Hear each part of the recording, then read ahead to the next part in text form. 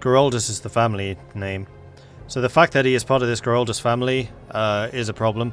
And I've been consolidating quite a lot of power for the Geroldus family, which is why I really want his heir, like his son, to become the faction heir. It's not dynastic, though. I mean, succession is not dynastic, it's technically an election.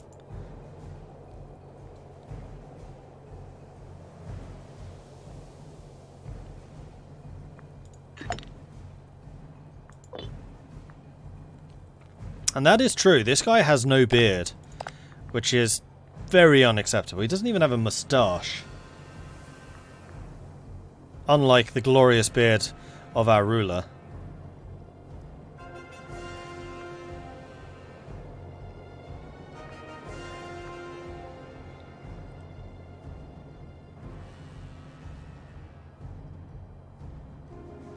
"10 years of unrest reduction and 50% more tax."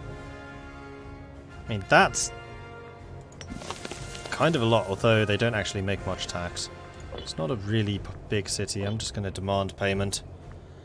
Unfortunately, we don't get it. It goes to the city. I mean, if that was like an investment in a free building or something like that, that'd be kind of cool. Alas. What is the supply limit of these places? You should probably move there. No point taking attrition damage if you don't need to.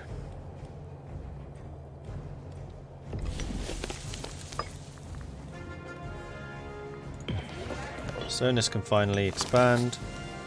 Felicia can go to one of these three.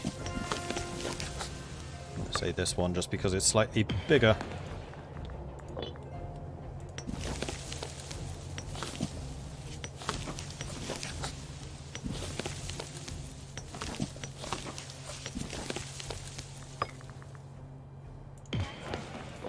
Okay, so Cryova is going to need to... I mean, ideally migrate, but I don't really have anyone that can fill up that space afterwards.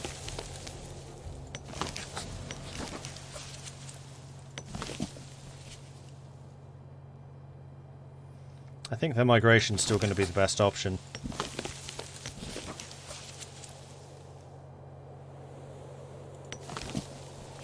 Otherwise we're paying an awful lot of points to move all those tribesmen out.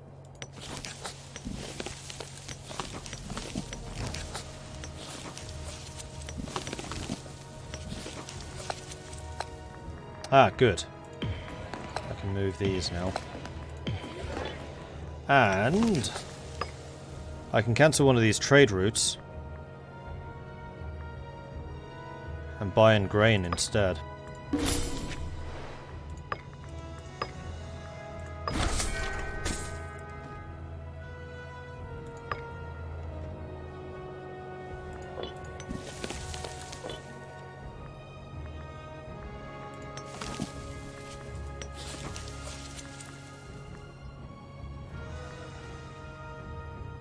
Also getting a surplus of wood and vegetables and horses. What's the surplus of horses do? Extra manpower. Okay. I really want to get Gorion. It's where the gold is. Oh, where the gems are.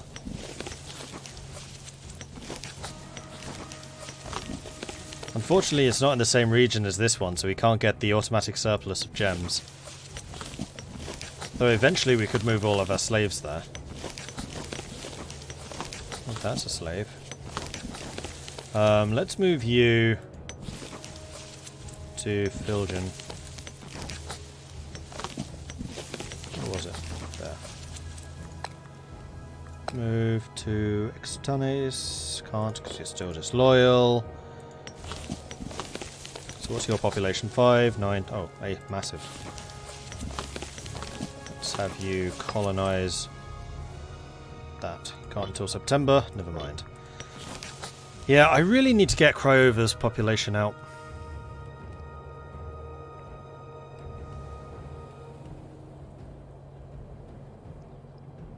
Although I can't, not with the current costs. And we are really close to being able to change my law to get rid of some of the clans. Just the fact that they lose so much loyalty every month is a problem. Although I suspect that later on, once our centralization changes, Loyalty is going to be less of an issue because their armies will be a lot smaller. At which point we may want the extra clans just so we have more troops.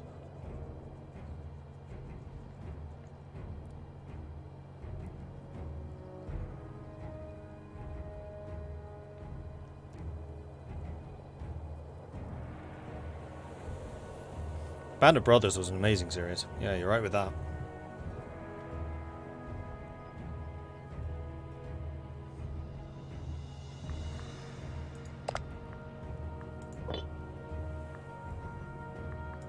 How are the provinces doing?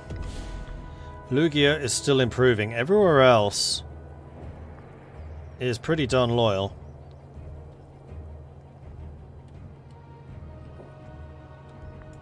Right, it is time to change our law. Question is, to what? Oh, I can't.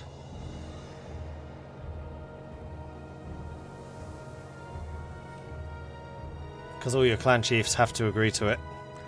Alright, that was a really bad move, changing it to that. Closed court would have been a much better choice.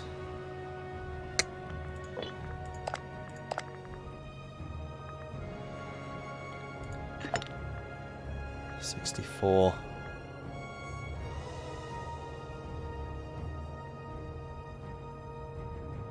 I could give him autonomy, which will make all of my other clan chiefs supremely loyal. And Rosacea would become a loyal country, but the question is, what land would he get with it? And it would become a tributary. Can't believe you're one of our friends. And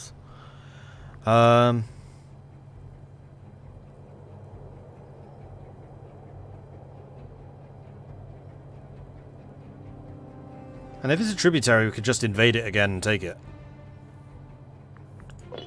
I'm going to save this because I don't know how much land we're about to lose here. Oh, this is only just so I can change my law. Or we can just leave him until he dies. You know what? This is a long-term game. We'll just leave him. We'll just leave him.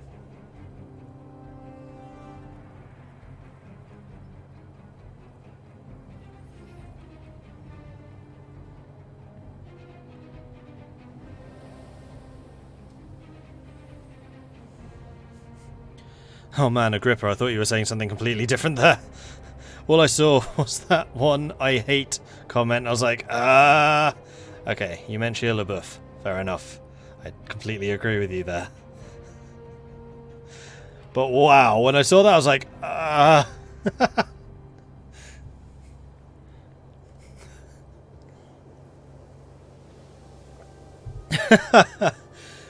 Teaches me to get into a conversation halfway through.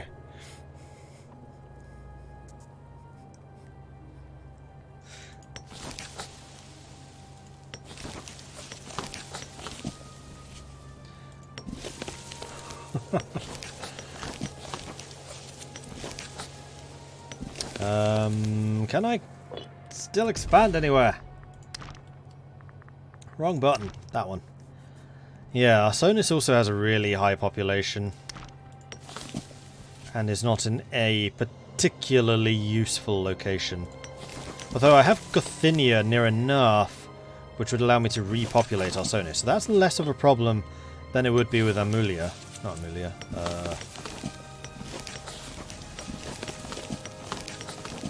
Oh, Amelia's already basically emptied. Okay, that's not the problem. What was the other high population place over here? Oh, Craiova. Yeah, Craiova would be a bigger issue.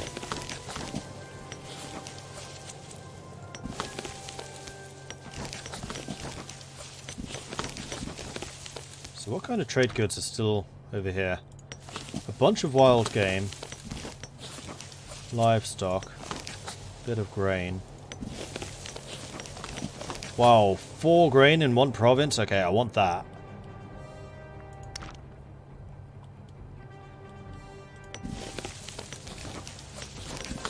So maybe I need to go and settle Korotan with Craiova.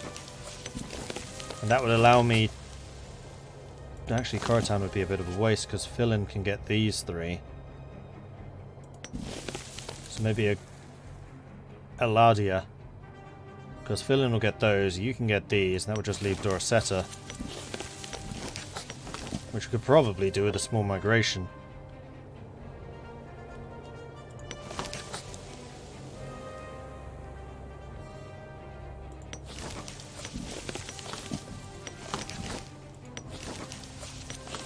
There's just so much grain up here, like, this would be the breadbasket of my entire realm.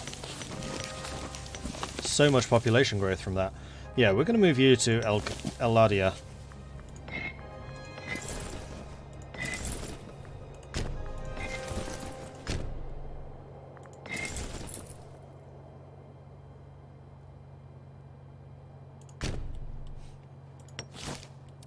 And then the other potential migration would be Arsonis, which Gothia could probably contribute towards repopulating. I mean, moving people to Gothia would not be a problem. Gothia would allow me to grab those two. So Arsonis is also going to migrate.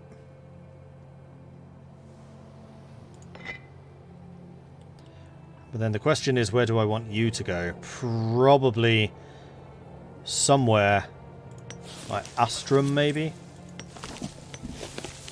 Because that way we can get to Imeprator, although you're going with 9 people, that's not enough. Actually, yes it is. Astrum has population here already. So you go there, that's going to allow me to recolonize towards Imeprator, which then connects. Importantly. Or we could go down towards this direction.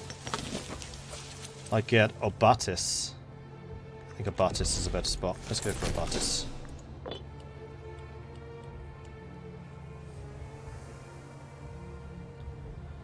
All of that grain, I'm in prime vodka country, makes sense. It's definitely rather lucrative.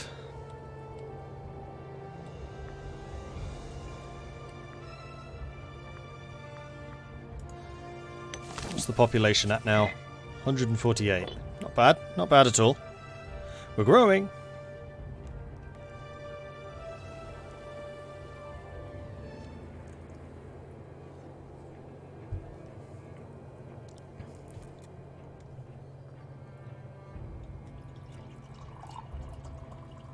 Yeah, Agrippa, go for it. Totally fine. Thank you for asking. How do you increase tech as a tribal? Same as anyone else. You need to promote your people into citizens, which generate technology, and then just use the tech to level up. Is there a behind the times bonus? No, so there's no, like, automatic balance like there is in EU4. That's unfortunate. So every lost point really is a lost point. There's only an ahead of time penalty. I mean, we probably could do with getting some more citizens. Promoting the freemen to citizen. Unfortunately, doing that is super expensive because we are tribal. So I don't know how on earth Scotland managed to do it. Ah, we've arrived.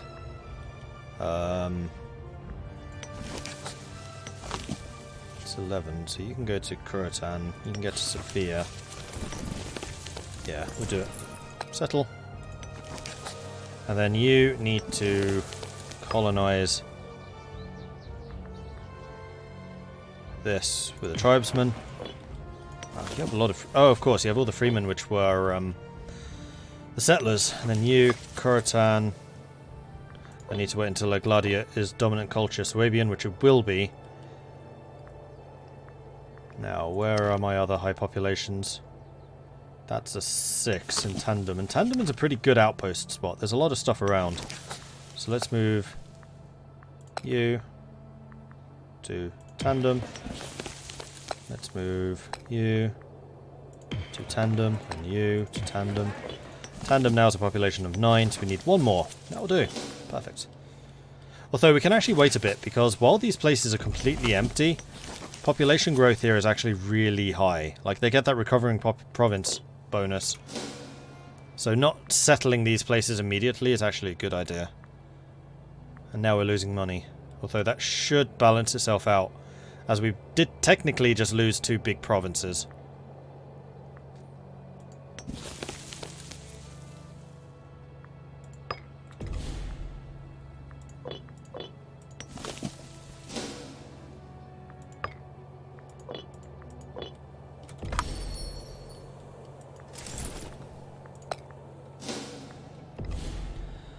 You want to import my furs? Yeah, absolutely. Enjoy. Actually, looking at the trade overview, that's going to give us some extra export bonuses too.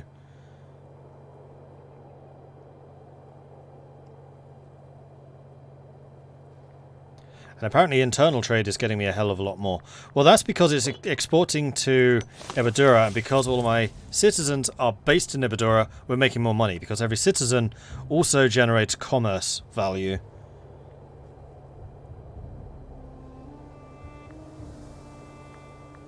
And apparently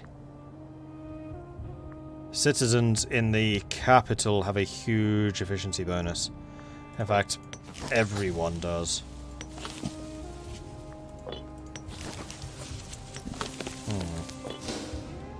Now, what would I get if I exported my gold? Surplus in capital reduces the citizen promotion cost. Surplus in the province increases provincial loyalty. And if we export it, my citizen promotion cost is also reduced. So if I had one surplus in the capital and I exported it, I would have a 15% cheaper citizen promotion. So the dwarves could become really technologically advanced, which is not at all a surprise.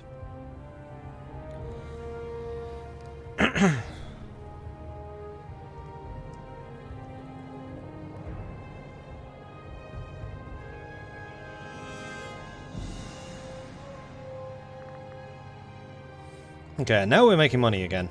Much better. That's what I was hoping for. Are you Swabian yet? No. You will be, though. You will be. And Bartis isn't either, despite most of their people also being Swabians. What's my overall view? 85% Swabian. 88% Tustic. And how are we doing in terms of Omen strength? So I can't quite sacrifice the gods yet to get that extra point of stability. How popular is the ruler? 53. Yeah, it's not helping very much. Oh, we're at war. Bastani has declared war on us. Well, I guess we're going to have to fight them.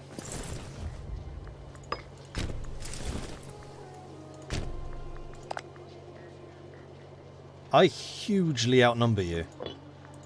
And that'll also teach me for not having alliances, because I still don't have any alliances. Why aren't you? Oh. Because you're stupid. If I suffer too many casualties here, though, we could potentially have a problem. Ooh, a duel between Marcolus and Eidgid. I want this duel. That'll increase their loyalty and potentially will kill Eidigus. Could also kill Marcolus, which is slightly less good, but still not a huge problem. Because that might give my son a better chance to become the heir. There has existed discord between two of our clan chiefs, Eidgid and Marcolus, for some time now. It's unclear if they've made things worse, but the two have decided to accept that they can accept each other no longer. A duel to the death is definitely the only way to fix this. A bloody draw. The duel between the two flows back and forth, more wounds across their body from every bout. After one final blow, Harquard Eidgid falls to the ground, dead. Up towards Marcolus, the muscular follows his opponent's example and falls to the ground as well. Several men run to the battlefield, but both of the duelists are clearly dead. Hopefully the bloodshed will end now that both contestants had to pay for their lives to settle this case.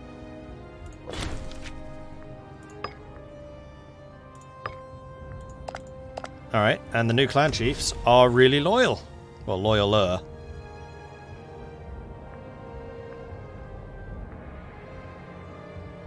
And I just inherited his entire army.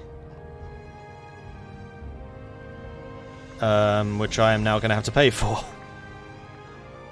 Right, let's get rid of the chariots, because I don't rate them. I'm going to keep these, though. Oh, except I have to pay for it, don't I? Oh well. What am I still losing? Hasn't rebalanced yet. So we might well go into debt during this war. And their 2 border forts have claimed my entire frontier. Fantastic. That's one way of solving the issue, have them both die. Yeah, exactly. So who's the next heir? Legimund. Ooh, he has really bad civic power. That's not good. Who would be the best one? The best one would be my heir. 494. Well, yeah.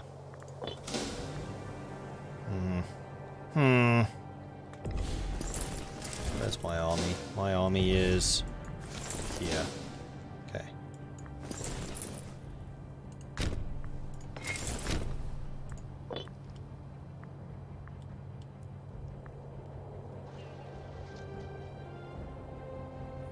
If there's no one left alive to be disloyal, there'll be no loyalty issues. Exactly.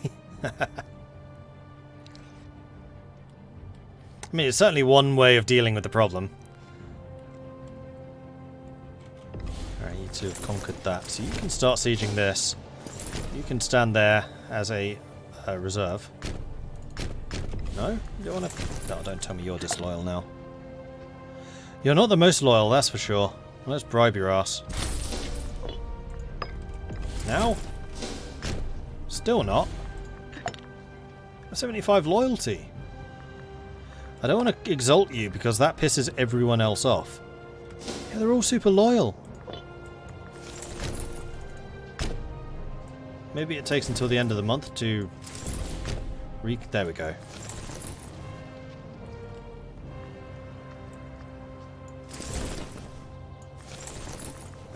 Oh, right.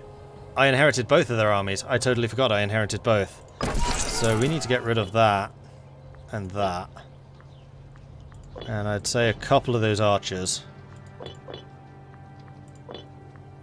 Well, actually, how much are archers in upkeep? 32. Light infantry is also 32. Then the light cavalry is 48. I mean, I think it's worth keeping the cavalry. And then I'm going to get rid of the light infantry because I much more prefer archers. We're definitely going to get rid of that. So let's select this. Disband, which is going to put me even further into debt. So be it. And you guys go ahead and merge. No. Yes. You're not loyal to me anymore. Die! Stupid chariots.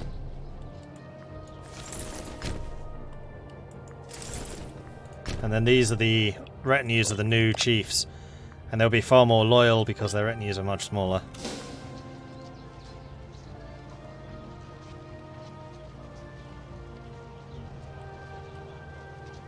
If their loyalty isn't above 70, they can piss off as far as I'm concerned. Unfortunately, my cap is set 80.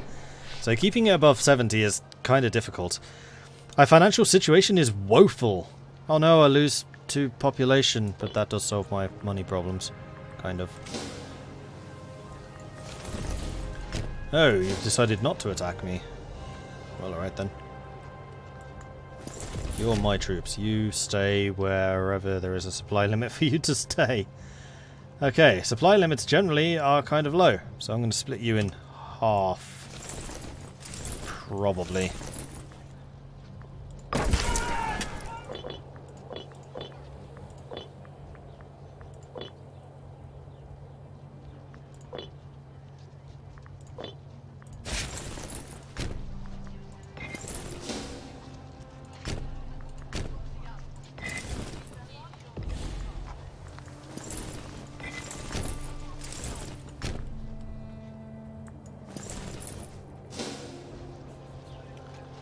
And then we're using the 2 large retinues to basically screen those guys and see what they're up to.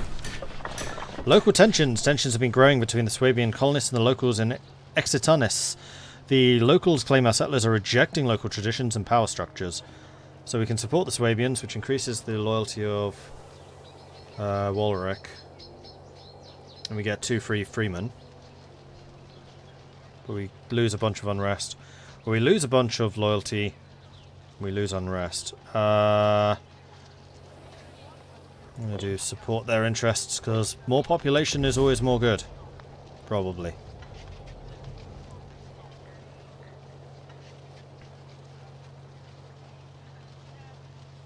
How big is this to install? I think it's 3 gigabytes. Because I was looking to install it on my C drive, which would probably make the clock move a little bit quicker. Right, you need a general as well. Definitely not an Eidgerd. Sigismund. There you go. Have a private army.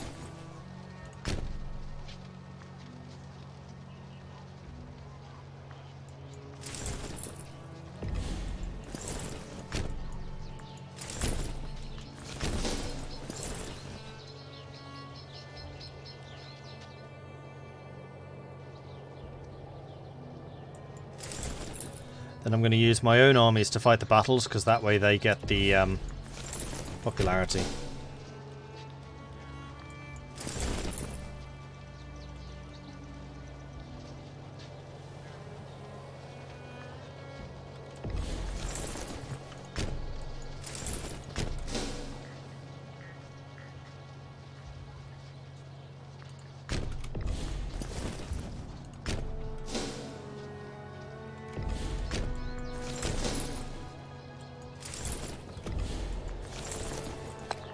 You are currently skirmishing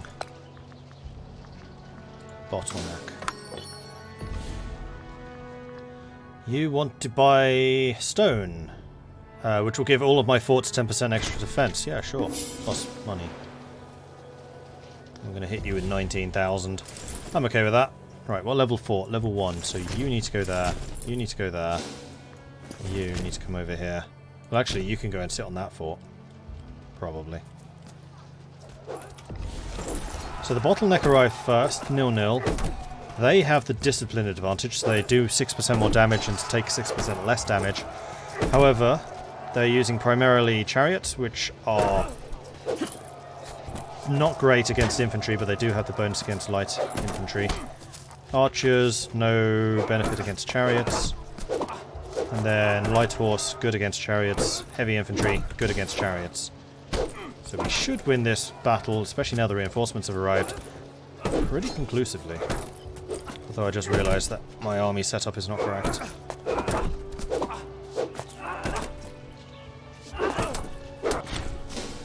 So I probably should set the formations. You're sorted, you're not. So I want the heavy infantry in the centre. I want the archers second, horsemen on the flank, but I only want 2 of them.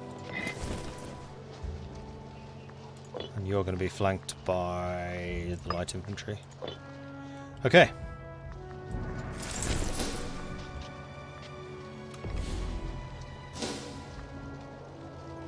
Let's see where you're really running to.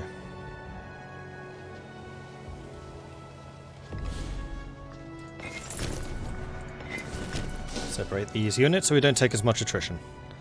And here we go. See you, Agrippa.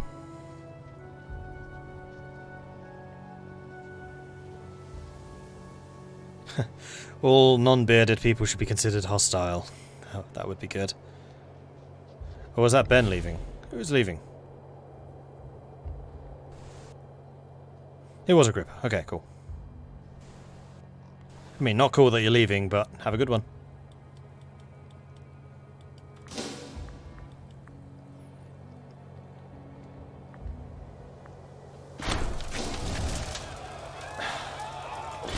Stop costing my stability! Curses! Got reinforcements on the way. In fact, there are reinforcements right next door. How's this fight going? Because I haven't set anything up here. Considering we outnumber them 2-1, I think we'll be fine. And then religion, sacrifice. And we are once again more stable. That was a victory.